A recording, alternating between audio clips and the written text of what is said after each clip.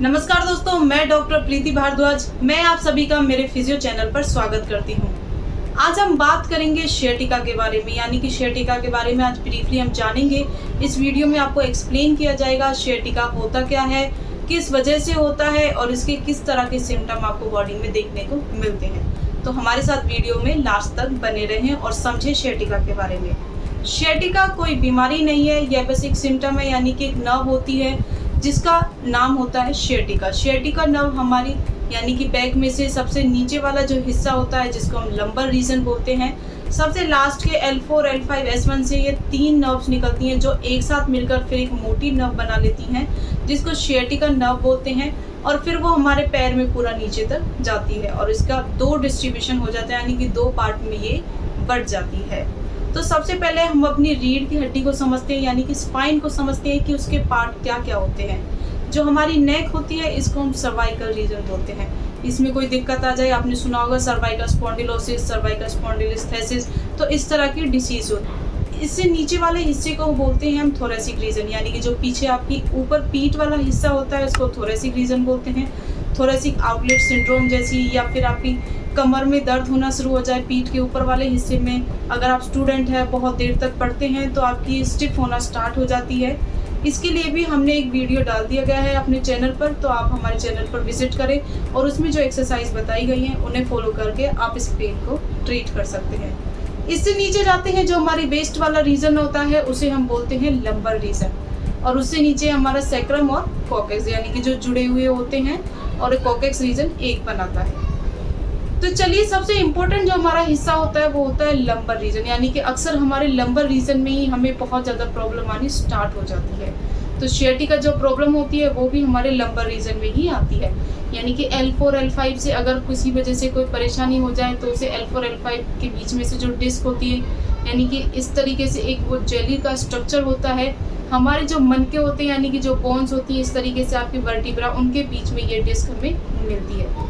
इस डिस्क का काम क्या होता है, जैसे ही हम कोई मूवमेंट करते हैं अपनी स्पाइन की, यानी कि ट्विस्टिंग करते हैं या फिर जंपिंग करते हैं, उसके ऊपर कोई प्रेशर आता है तो उसका कंपनसेट करती है, यानी शॉक एब्जॉर्प्शन का काम करती है, उसको शॉक कर लेती है और इसको एक कुशनिंग इफेक्ट देती है हमारी जो मनके होते हैं उनको।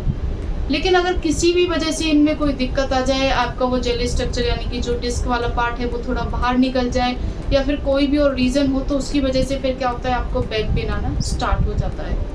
तो चलिए अब बात करते हैं सियाटिका के कॉजेस के बारे में, यानी कि अगर आपको सियाटिका प्रॉब्लम है तो उसके क्या क्या रीज़न होते हैं, किस वजह से आपको यह होता है।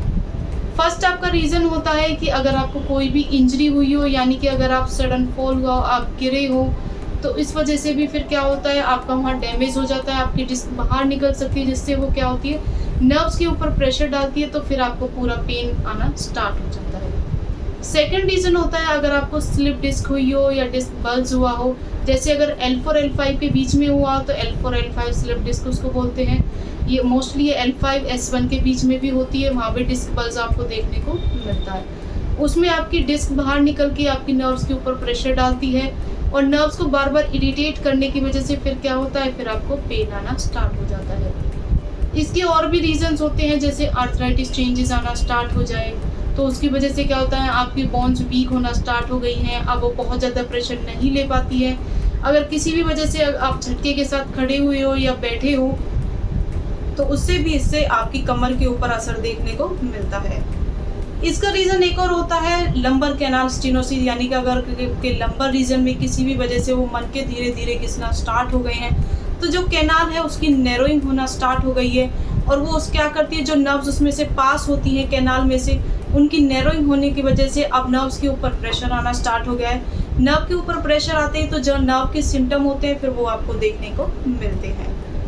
चलिए अब बात करते हैं सिम्टम के बारे में। सिम्टम समझने के लिए वीडियो को लास्ट तक जरूर देखें, और अगर आप हमारे चैनल पर पहली बार आए हैं तो वीडियो को लाइक करें, चैनल को सब्सक्राइब करें और बेल आइकन को प्रेस करना ना भूलें, ताकि ऐसी इन्फॉर्मेटिव यूजफुल वीडियो का अलर्ट हमेशा आप तक पहुंच सके। चलिए अब बात करते हैं सिम्टम्स के बारे में। आपको किस तरह के सिम्टम देखने को मिलेंगे।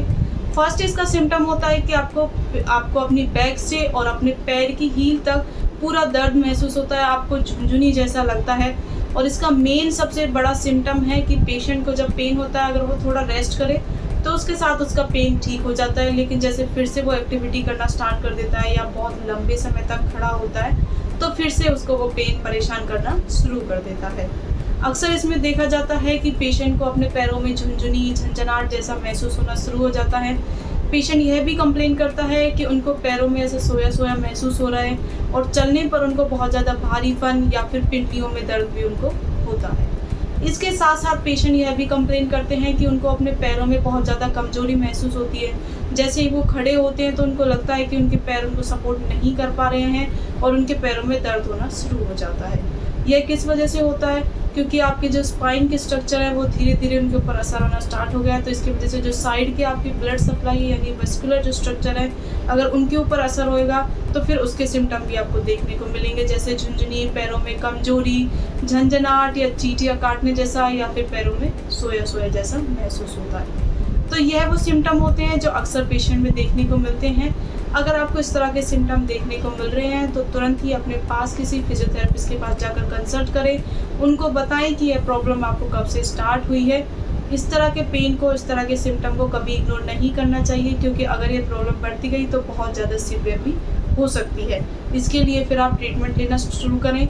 फिजियोथेरेपिस्ट आपको बहुत बेसिक छोटी छोटी सी मॉडलिटीज़ यूज़ करके आपके पेन के लेवल को कम करेंगे और इसके साथ साथ ही आपको कुछ एक्सरसाइज बताई जाएंगी जिन्हें फॉलो करके आप अपनी बैक की स्ट्रेंथनिंग कर सकते हैं, अपनी मसल्स की स्ट्रेंथनिंग कर सकते हैं। उसके साथ ही आपको स्ट्रेचिंग भी दी जाएगी, जिससे आपके जो पैरों में स्टिफनेस आपको महसूस हो रही है या फिर आपकी पिंडलियों में जो दर्द आ रहा है उसमें भी आपको काफ़ी आराम मिलेगा। शेटिका में क्या क्या एक्सरसाइज कर सकते हैं इसका लिंक आपको डिस्क्रिप्शन बॉक्स में मिल जाएगा। हमने इसके लिए वीडियो अपलोड की है हमारे चैनल पर, तो वहाँ पर जाकर आप विजिट करके इस वीडियो को देख सकते हैं। बार बार उस वीडियो को देखें और समझें कि एक्सरसाइज को किस तरीके से करना है, कितनी बार दोहराना है, कितनी देर तक आपको स्ट्रेच करना है, किस तरीके से स्टार्ट करनी है। तो आप वीडियो को 2-3 बार देखकर पहले समझें, उसके बाद ही स्टार्ट करें। जैसे ही आप समझ जाएं कि इन एक्सरसाइज को आपको करना है, इस तरीके से करना है, उसके बाद फिर आपको वीडियो की ज़रूरत नहीं पड़ेगी, फिर आप खुद से उन एक्सरसाइज को दोहरा सकते हैं। अगर आपको ये वीडियो पसंद आया हो, आपको यूज़फुल लगा हो, तो इसको ज़्यादा से ज़्यादा शेयर करें ताकि सभी लोग इस जानकारी का फ़ायदा उठा सकें। And thank you for watching this video.